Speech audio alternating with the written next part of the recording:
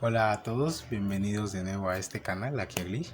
Les habla Johan, después de varios días intentando grabar, había pasado de todo, pero hoy hablaremos de este tema que está aquí en esta pantalla, esta presentación bonita. Hablaremos de la evolución del sistema interno hacia la integración. Esto es una teoría, sería, no, una idea, no sé cómo colocarlo. Esto lo propusieron unos señores llamados Phillips y Fredericks en 1905, hablando precisamente de una de las formas para tratar el trastorno de identidad disociativo, para tratar el problema de las partes, la división entre las partes. Entonces, hablando un poco de lo que es la integración, tenemos que entender que integración y fusión no son lo mismo. Aunque pueda haber confusión, no es lo mismo integrar la integración y la fusión. La integración, estos señores lo colocan como un proceso extenso de muchas partes, donde la fusión es la parte final, donde la integración trata de resolver los problemas entre el sistema, los problemas que tiene el sistema con el exterior, las partes con el exterior, y los problemas que tienen las partes consigo misma. O sea, se ve un amplio abanico, es un proceso largo donde a pesar de que se tiene una secuencia, muchas veces esa secuencia tiene que a veces volver. Hay partes que tienen que volver, que pueden representar resistencia. O sea, lo veremos a lo largo. Pero la fusión es la parte final, y eso que la fusión ni siquiera es algo que es obligatorio, sino que puede ser en muchos casos voluntario. No, en muchos casos no, es voluntario, y algunos pueden elegir la no fusión. O sea, pueden haber sistemas integrados pero no fusionados, pero pues si se llega a una fusión tiene que haber una integración, porque la integración es el proceso total de este mecanismo que colocaban estos dos señores, y la fusión es una parte y la parte final de todo. Y entonces integración y fusión no son lo mismo. En terapia se trabaja la integración principalmente, no la fusión. La fusión se pensaría al final, aunque iremos viendo que la fusión puede ir sucediendo también paulatinamente. Pero entonces, para que vamos entrando en los pasos, estos señores colocaban 8 pasos. Esta información la encontré, por si alguien la quiere buscar, la encontré y se la puede encontrar pues más completa en el libro de trastornos disociativos de la doctora Anabel González, sí, que estamos trayendo un audiolibro de ella. El que estamos trayendo es trastorno de identidad disociativos o personalidad múltiple, pero este es otro, este habla de trastornos disociativos. Y en los capítulos finales, no sé si es el último o el penúltimo, no me acuerdo bien, encontramos esta información donde ella habla de estos señores y explica cómo estos señores proponen esta evolución del sistema interno hacia la integración. Listo, entonces vamos a ver, ellos proponían 8 pasos para llegar a la integración, a una integración total del sistema, o digámoslo así, una estabilidad, porque debemos entender que lo que se busca en todo tratamiento es que el paciente esté estable y que tenga una funcionalidad óptima, que se sienta bien con su vida y que tenga una funcionalidad óptima, es lo que se busca. Y pues el trastorno de identidad disociativo no es la excepción. Entonces ellos proponían un sistema de 8 pasos que me parecieron interesantes, porque abordan muchas de las problemáticas que tienen los sistemas. O sea, digámoslo que cada quien tiene sus propios problemas individuales, ¿no? O su propia forma de tener o de llevar el trastorno. Pero hay digámoslo que hay problemáticas que son comunes, digamos así, que encierran como que una generalidad, y estos señores la tocan, y obviamente cada terapeuta debe tratar con su paciente. Una cosa, alguien puede decir, ¿se puede lograr esto sin terapia? Sí, pero es difícil, en el sentido de que hay muchas cosas donde sí se va a necesitar a un tercero, digámoslo así, o sea, hablando de que las partes, o las partes yo y un tercero. O sea, que haga de intermediario en muchas partes, que pueda guiar. Y me gusta porque aquí colocan el rol de un terapeuta.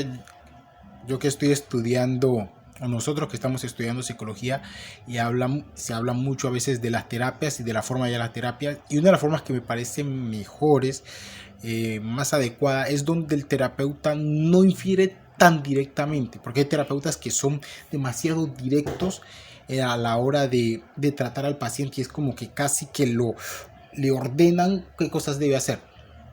De hecho, ahora no se quiere usar más la palabra paciente, porque se quiere que la persona, o se entiende que la persona debe tener un rol dinámico, un rol muy participativo en su propio proceso, y casi que el terapeuta pase más a un segundo plano, mientras antes era casi lo contrario, en muchos casos donde el terapeuta decía y la persona solo obedecía, ahora no. Entonces me gusta en este porque se tiene en cuenta mucho eso, el terapeuta va a tener un papel mucho más de tercero, de intermediario en muchas cosas, o de guía, de persona que da un apoyo, pero que quien lleva el proceso, quien es el protagonista del proceso, es el paciente, en este caso el sistema. Entonces vamos por la primera parte, que es la número 1, el estadio de reconocimiento. Estadio de reconocimiento, sí. En esta parte se fomenta el reconocimiento de las partes disociadas, que se conozcan entre ellas, porque hay muchas personas que, habemos otros que pues íbamos conociendo ciertas partes, pero aún así cuando llegué a terapia me enteré de otras cosas, o sea, porque hay partes que las distingues, más o menos sabes identificarlas, en el sentido de que sé que hay algo allí, pero no la conoces bien. Entonces en este pedazo de este estadio de reconocimiento, se conocen a las partes empiezan a reconocerse entre sí, el terapeuta realiza un trabajo psicoeducativo, el terapeuta brinda información al sistema de lo que está pasando, se da importancia a todas las partes. Esto me gusta porque mientras hay gente que dice que las otras partes solo los tratan como una especie de producto o de utilidad en este sistema que propone, ellos dicen no, todas las partes son importantes a la hora de sanar, no son un producto simplemente como que es porque te necesito y eres una herramienta más, y donde la parte, el host, es como que la parte que realmente importa y las otras solo son unas herramientas. No, se reconoce la importancia de todas las partes, el por qué una parte es persecutoria, se empieza a entender eso, el por qué una parte es una parte de niños, se empieza a validar todo eso y entender que es necesario que hayan sido así, que es importante reconocerlo. También se fomenta la percepción y la escucha, aprender a escuchar al otro, aprender a escuchar a las otras partes, qué es lo que tienen que decir. Se trabaja mucho para perder un poco el miedo a las otras partes, sobre todo del host hacia las partes internas, se trabaja mucho para perder ese miedo, como que está bien escucharla, se debe hacer todo en un ambiente muy controlado, porque por lo general, aunque puede pasar que no, puede que una persona pueda adelantar esto, digo que esto no es necesario, o sea, no necesariamente hay personas que cuando llegan ya conocen mucho de sus partes, entonces esta parte va a ser mucho más ligera, pero otras personas que no. Entonces el terapeuta lo que va a hacer es trabajar. Recuerdo cuando estaba en terapia, en este momento no estoy, pero cuando estaba y estaban las partes niños, nunca he tratado mucho con las partes niños, a excepción de Ru, que ya la conocen en el canal. Pero hay 3 partes niños más, que es así, definitivamente no van a salir en el canal porque es así, son muy niños. Una es 6 y los otros 3, de 2 a 3 años. Pero la terapeuta me indicó, dijo, tienes que tú también interactuar con esas partes, es necesario que lo hagas, porque yo era como que me llevo con las adultas intento resolver todo con las partes adultas, pero él quería como que dejar un poco de lado a los niños, y la terapeuta me dijo, no, esas partes son importantes y necesitas escucharla, por muy infantil que parezcan, por muy lógico que parezcan, esas partes necesitan tener su espacio también, a lo mismo que las otras, y es importante, y por eso me gustó mucho entender que esas entidades que se oyen como enemigas o como ajenas son importantes también. Son importantes. Entender que todas esas partes son importantes para el funcionamiento de la persona y para la supervivencia de la persona. Las otras partes también son relevantes. No solo son una cosa alejada, sino que son relevantes y tienen parte activa también en lo que sucede. En esta parte también se evita mucho lo que es la lucha. Por eso se fomenta la escucha y se evita mucho lo que es la discusión. Tratar de como que, llegar a acuerdos, que el sistema empiece a llegar a acuerdos y no entrar tanto en discusiones, sino que empiece a cambiar la discusión por el acuerdo. Entonces, estamos en desacuerdo con algo, no discutimos, sino que buscamos un punto intermedio entre los dos, que nos sirva precisamente de punto de como te digo, de punto de mutuo acuerdo y de colaboración. Es muy importante la colaboración. Recuerdo que después de ir un tiempo a terapia, en el mundo interno colocamos una mesa entre todos. Es como que llegó un punto donde el salón donde nos reuníamos había una mesa. Entonces, si alguien tenía un debate entre nosotros, lo llevaba a la mesa. Y los que estuviéramos en ese momento lo debatíamos. Y no era como que yo tomo una decisión, no, sino que se vean cosas muy importantes, lo debatíamos. ¿Qué vamos a hacer? ¿Qué queremos? Y a veces habían debates que podían durar meses, porque hasta que no se expresaran todos, a veces decíamos, no, tal parte no se ha expresado. Y como sabíamos que eso le podía afectar, porque a veces eran decisiones trascendentes para todos nosotros, que tenían que, pues, si yo tomo una decisión, por ejemplo, de entrar a un, no sé, a un trabajo o iniciar un emprendimiento, eso va a afectar a las otras partes, quieras o no. Entonces, como que, a ver, todos estamos de acuerdo, todos sabemos qué va a pasar, entonces como para que si pasa algo más adelante, todos llegamos a un acuerdo. Y no es como que yo no quería estar aquí y ahí ya empieza el roce. Luego viene la fase 2. La fase del desarrollo de comunicación entre partes. Se empiezan a aceptar las partes como propias, se avanza en una comunicación más adecuada, se inicia una comunicación inicial con el terapeuta de las otras partes y se evitan las discusiones y las luchas internas. En este ya empieza a haber una mejor comunicación. En el otro se empezaba a escuchar a pero ahora ya empieza a haber una mejor comunicación de parte y parte. Entender que la comunicación no es solamente la escucha. O sea, no solamente es el otro me dice, yo escuché y listo, no. Sino que también es las acciones que yo tomo después de la escucha. Si una persona me habla, cómo yo reacciono también hace parte de la comunicación y hace que el otro se sienta escuchado. Se empieza a ver una comunicación con el terapeuta. Las otras partes se empiezan a salir un poco más con el terapeuta, a hablar, a referirse, a expresar también cómo ellos ven la situación. Porque uno como host tiene una percepción de ciertas cosas, de la familia, de los amigos, pero hay otras partes que no son cercanos a la familia, cómo ellos se sienten respecto a la familia. Eso es importante, entender que se necesita la comunicación entre partes y ellos colocan esto como la segunda. Mire que en las primeras partes esto es mucho de comunicación, no es tanto de actividades y de cosas, sino mucho de comunicación, de expresar, de soltar, de decir lo que sucede y que cada parte tenga claro qué es lo que sucede con él. Luego sigue el desarrollo de la empatía en la parte 3. Lo coloqué de otro color. El desarrollo de la empatía, ponerse en el lugar de la otra parte. Se realiza un cambio de dinámica en la relación. Esto requiere mucho tiempo. Ellos colocan esto, ponerse en la otra parte, entender por qué el persecutor tiene rabia, entender por qué la parte que no se puede defender, por qué no se puede defender, cuál es su miedo, porque a veces vemos, y eso es lo que una falsa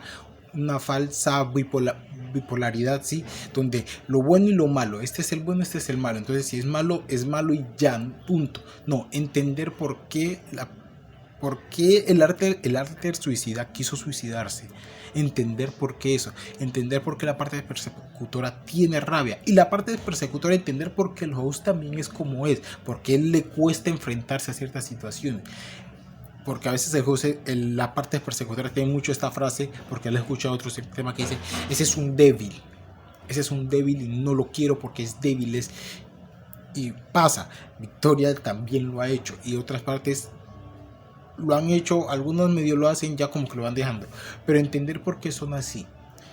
Y en todo esto el terapeuta como que es un intermediario. Es lo que me gusta porque en el libro, en la lectura decía que el terapeuta hace como de intermediario, como que les pone a uno la parte del otro, la visión del otro, y les pone al otro, y es como que van haciendo un intercambio. ¿Por qué es importante? Y aquí es donde yo digo que es importante el terapeuta. ¿Por qué? Porque hay momentos donde van a haber encontronazos. Porque, por ejemplo, el host pudo haber permitido muchos abusos que el persecutor no hubiera permitido. Entonces el persecutor va a tener rabia contra el host porque ¿por qué permitió eso? Entonces el terapeuta aquí va a entrar como intermediario, porque si el host intenta explicárselo directamente al persecutor, muchas veces no funciona, porque es como que si tú tienes rabia contra un compañero o contra un hermano, muchas veces que ese mismo hermano intente calmarte no funciona, porque tienes la rabia y lo que él hace, tú lo ves como un ataque o lo ves como una excusa para excusar su actitud, como un pretexto para excusar su actitud. Entonces el terapeuta es como un tercero que está fuera del conflicto y va a ser de intermediario, y por eso es importante. Por eso es importante la terapia, y encontrar un buen terapeuta, porque más allá de simplemente decir voy a solucionar, hay cosas que se solucionan con uno de tercero, porque hace de intermediario, porque el persecutor no la va a emprender contra él. Bueno, no en todos los casos. Victoria amenazó a mi terapeuta, nuestra terapeuta en su tiempo, pero bueno, pero por lo general no la va a emprender y va a poder abrirse más con el terapeuta que abrirse más con el host, porque llevan toda una vida y ya llevan como un sesgo, digámoslo así. Se tiene un sesgo, entonces es importante que el terapeuta esté y que sea como no algo muy activo de que hay que hacer esto, sino que sea como una escucha y como que a la vez se exprese el punto al otro. Mira, es que él hizo esto, pero por esto, por esto, por esto. Puedes entenderlo. Entonces eso empieza a generar una dinámica y se empieza a superar las resistencias, porque las habrán. Porque habrán resistencias. Si hay partes que llevan enemistad mucho tiempo, demorará. Y a veces, por eso digo, los procesos, a pesar de que tienen 1, 2, 3, a veces se vuelven. Porque puede que estemos en este proceso 3 donde hablemos de que se pone en el lugar, pero una identidad empieza a tener reticencias y empiezan las discusiones. Entonces tenemos que volver a la parte 2 donde tenemos que desarrollar otra vez la escucha, volver a recordar ciertos principios y se vuelve otra vez. Entonces es importante. Luego viene la coconciencia. La coconciencia es cuando está una identidad, por ejemplo, estoy yo, host, al frente, pero Chloe está cerca. Como creo que está sucediendo en estos momentos, sé que hay alguien está, pero como estoy acá, no estoy identificando bien qué sensación tengo. Pero hay alguien cerca, que participa, que disfruta, que escucha de lo que pasa. Entonces se empieza a trabajar la coconciencia. La coconciencia entre las demás partes. Hay partes que son más fáciles para la coconciencia y otras no. Por ejemplo, a mí se me hace muy fácil la coconciencia con Chloe. Se me hace muy fácil, es algo que tenemos de mucho, mantenemos mucho. De hecho, es casi que si ella está, que yo esté con conciencia, casi que es algo obvio. Si yo estoy, que ella esté con conciencia, es algo muy obvio. Pero con Yuki no. Con Yuki, otra parte, no. Con esa no tengo conciencia. O con quién. No sé, quién más. ¿Con quién más se me hace difícil con conciencia? Bueno, es que hemos trabajado mucho en eso. Y precisamente en esta parte se trabaja en eso. En ejercicios de la coconciencia, por ejemplo, escuchar una música juntos. Vamos a escuchar música, vamos a ver películas. Esto yo lo empecé a hacer, o sea, sin saber que pues esto estaba, porque esto lo conozco ahora, pero empecé a hacerlo, por ejemplo, a escuchar música con Chloe, aunque pues eso lo hacía desde mucho antes, porque ya estábamos juntos y nos conocíamos. Yo sabía que le gustaba a ella, sabía que me gustaba a mí. Pero por ejemplo, ver una serie con Gris, que era una identidad con la que me costaba la coconciencia, entonces empezamos a ver una película, una serie, y eso nos ayudaba a ver una película con Ru, con los niños. Vamos a ver una película de niños, vamos a estar, y estábamos juntos y ellos disfrutan de la película. Es difícil porque a veces uno no sabe si está o no está, gente que sea, pero con el tiempo se fortalece y se trae la coconciencia, lo cual a la larga puede terminar siendo más fácil los cambios, los switch, porque entonces estando con conciencia ya es mucho más fácil que una identidad pase a tomar el mando y que otra la suelte. Se hace mucho más fácil, pero es trabajando la coconciencia y entender y enfocarse en los aspectos positivos. Por ejemplo, hay identidades que pueden generar, en mi caso sucede que cuando están con conciencia generan dolores de cabeza, mareos, porque no estamos acostumbrados a estar juntos. No enfocarse en eso, no enfocarse en el miedo, sino enfocarse en lo positivo. Esta identidad tiene frases interesantes, converso bien con ella, o con esta identidad me siento tranquilo, me siento seguro. Esta identidad le gusta tal cosa, me gusta ver cómo lo hace. Por ejemplo, con Luna le gusta mucho las estanterías y organizar estanterías le gustaba mucho. Entonces, en vez de enfocarme yo en que Luna es un poco seca y me inhibe a mí emocionalmente, porque es como que si me quitara las emociones, enfocarme, es organizada, podemos organizar el cuarto y ella lo va a disfrutar y yo voy a disfrutarlo con ella. O por ejemplo con Ru, es muy alegre, aunque grita y habla duro y me hace doler la cabeza, pero es muy alegre. Entonces enfocarse en los aspectos positivos y no tanto en los negativos de la coconciencia, que puede a veces tardar también en aprenderse, pero se puede aprender. También luego siguen las aventuras cooperativas. Las aventuras cooperativas se refieren a tener actividades juntos. tener objetivos en común. Por ejemplo, escribir un libro. Vamos a escribir entre todos un libro. Bueno, no entre todos, pero pues con alguna identidad vamos a escribir un libro. Por ejemplo, este canal es un proyecto cooperativo, que los demás casi no salen, pero se supone que es cooperativo. Por ejemplo, con Clo, con Nelly, con casi todo el sistema en ese tiempo, ¿no? Porque ahora han llegado otras identidades que pues no están demasiado interesadas, pero con varios es cooperativo. Entonces hace que tengamos un objetivo en común y que trabajemos por ese objetivo. Por ejemplo, con Victoria empezamos a trabajar con ese objetivo. Entonces ella empezó a decir cómo tengo que expresarme, cómo tengo que usar una cámara, y eso hace que empecemos a trabajar en conjunto. Experimentar esa cooperación es importante para que las identidades empiecen a sentirse parte de algo unido y no simplemente partes dispersas que no tienen nada en común, sino que empezar a disfrutar actividades juntos. Me gusta correr bicicleta, a otra identidad también le gusta, o a esa actividad le gusta el aire libre. Entonces mientras yo estoy en la bicicleta, ella disfruta del aire libre, y eso hace que tengamos una cosa en común y que querramos volver a hacer esa misma actividad, lo cual empieza a generar familiaridad. A aplicar habilidades de comunicación interna. Para esto, para las aventuras, hay que comunicarse, ponerse de acuerdo. Si vamos a ir de compras, tenemos que entre todos decir, bueno, vamos a ir de compras, ¿qué quieres tú? ¿Qué quieres tú? ¿Qué quieres tú? Y para eso se requiere una comunicación. Por eso es importante que cuando, por ejemplo, que tengamos esto de la fase de la comunicación aprendido para poder llegar aquí. Y si hay alguna identidad que tal vez tiene problemas con la comunicación, tenemos que volver otra vez acá. Luego el punto 6 dice mostrar interioridad. Mostrar interioridad se refiere a la revelación de pensamientos, emociones y experiencia. En este punto, mire que recién en este punto, ellos dicen que en este punto recién se inicia a trabajar más plenamente con el trauma. Recién en el punto 6, mire todo lo que hemos avanzado, y recién aquí se considera trabajar en el trauma, porque recién aquí consideramos que ya tenemos un apoyo conjunto del sistema, que todo el sistema está trabajando bajo un propósito, y esto es delicado. Yo en un video hace mucho también hablé de que para trabajar un trauma el sistema tiene que estar bien. No bien de que ya estamos curados y todo, sino que tiene que tener un nivel de energía y de animosidad bueno. ¿Por qué? Porque trabajar con el trauma le va a pegar muy duro, va a salir mal de allí. Entonces, si estando bien, digamos así, con animosidad, todos trabajando en conjunto, con el ánimo de hacer las cosas, va a salir mal porque no es agradable, no va a ser agradable. Ahora imagínense si un sistema llega mal, llega recién, digámoslo así, en esta fase donde todavía no se habla, no se ponen de acuerdo, no hay coconciencia, recién llega esta parte. La coconciencia es muy importante a la hora de trabajar esto. Me ha servido mucho este tema de la coconciencia a la hora de enfrentarme a triggers, porque si yo me siento abrumado por un trigger, si hay una identidad cerca podrá salir a relevarme fácilmente. Sucedió estos días con Clo. Ella tiene un evento traumático, en especial con una mascota, la cual le pega muy duro, y estaba ya al frente y estaba pasando algo con una mascota que tenemos ahora. Ella simplemente eso le desbordó, estaba reexperimentando ese momento porque fue horrible para todos, pero para ella más, que estuvo ese día al frente. Y lo bueno fue que estuvimos Victoria y yo, donde salimos al frente, controlamos la situación y pudimos hacer que Clo se echara para atrás. Pero si no tenemos un buen trabajo de co-conciencia,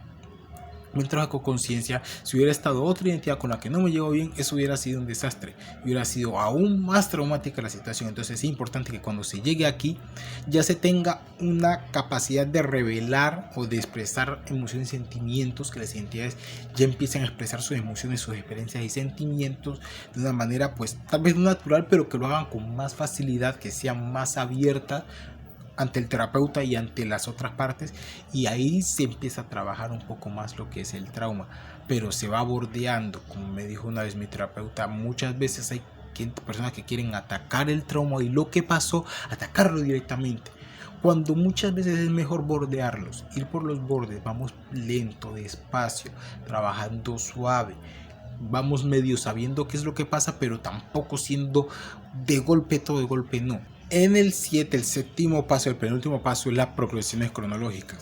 Esto es importante porque se empieza a trabajar mucho. En este ellos colocaban mucho y se enfocaban mucho en las partes niñas, en las partes con pensamiento infantil. Decía, necesitamos trabajar pues la memoria, pero necesitamos también que muchas partes, niños, empiecen a... Porque hay partes que niños que no solo es el aspecto, sino también la edad cronológica que tiene, o sea, la edad mental. Por ejemplo, caso de niña que no, hasta el momento, hasta donde tengo entendido, leer se le dificulta, no lo sabe bien, o sea, no lo sabe bien, es como que puede identificar algunas palabras y otras no. Entonces, esas partes tienen cierto, digamos así, atraso cronológico, entonces se trabaja en esas partes. Es importante que en esas partes se empiece a trabajar en la maduración. Hay muchas personas, ellos hablaban de técnicas de progresión cronológica e hipnosis. Ese es un tema que, bueno, la hipnosis sé por dónde va, pero pues son técnicas que se usan en la terapia. Esto tiene que ser un psicólogo que sepa manejarlo, no es hipnosis por hipnosis. Un psicólogo que sepa para qué, un terapeuta que sepa para qué va a usar eso de la hipnosis, porque hay muchas personas que piensan que simplemente es lo hipnotizo, digo que me diga unas cosas y listo. No, de hecho muchas veces las otras partes pueden generar resistencia. El trabajo de la hipnosis es, eso no es que yo te hipnotizo si quieras o no, no. La persona debe querer. Sí funciona, sí, pero la persona debe querer. Y eso es complicado en un sistema. ¿Por qué? Porque puede haber partes que no quieran la hipnosis y que lo vean como un ataque y que simplemente la rechacen. Y si alguien que la rechaza, no va a pasar. Entonces, es complicado ese tema, pero, o sea, sí hay técnicas de hipnosis. Si alguien piensa que no es verdad, no, sí, sí es verdad, sí se usa, pero tiene que saberse usar. Pero en cuestión de las partes niños, hay muchas que toca trabajar para que crezcan, digámoslo así, para que tengan una maduración para poder trabajar con ellas, porque no se las puede trabajar desde el pensamiento infantil, porque muchas veces están ancladas a ese pensamiento infantil por el trauma. Entonces toca trabajar con ellas, que crezcan para ahora sí poder abordar el tema del trauma con ellas. Y luego ya al final de todo, ya viene la fusión. La fusión, este sí es el tema de que muchas personas piensan que es el final, pero no, porque esto es voluntario. La persona puede decidir no fusionarse.